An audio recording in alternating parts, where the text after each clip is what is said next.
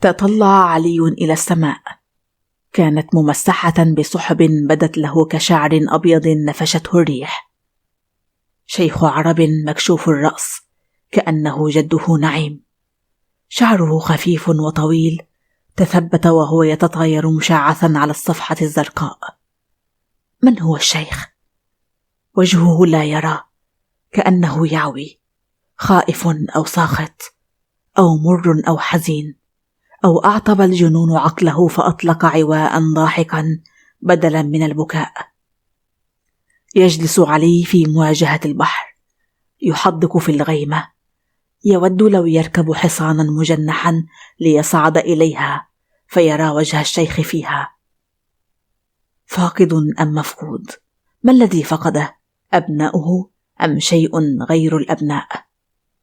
صخب في الميناء، صفارات السفن، وصهيل خيول الضباط، وصياح العسكر، ونداءات حامل الدفاتر، وأصوات الأهالي. يتطلع إلى باطن كفيه، يتملى ما فيهما من خطوط. باطل وقبض ريح أم شيء سوى ذلك؟ هل للحكاية معنى يراوغه، أم أنها عبث لا سبب فيها ولا نتيجة؟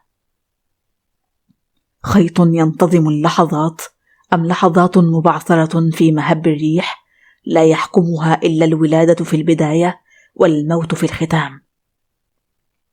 حكايته يعرفها ويعرف ما عاشه وخبره من ناحية كلمة الحياة، ولكنه لا يعرف تفاصيل الحكاية الأكبر عن أهله العرب والمسلمين. والبشر يقتلون ويقتلون على هذه الأرض المتعلقة بالسماء. ما علاقة الأرض بالسماء؟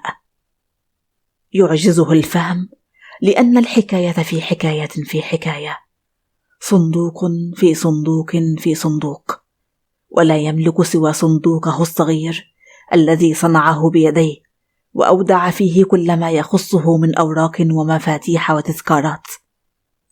قبل يومين غادر الجعفرية مع أهلها، سروا زادهم وأوراقهم ومفاتيح بيوتهم وحملوها كما حملوا العيال، ثم انحدروا هابطين من الجبل. لم يودعوا الزيتون ولا اقتربوا من الحقول.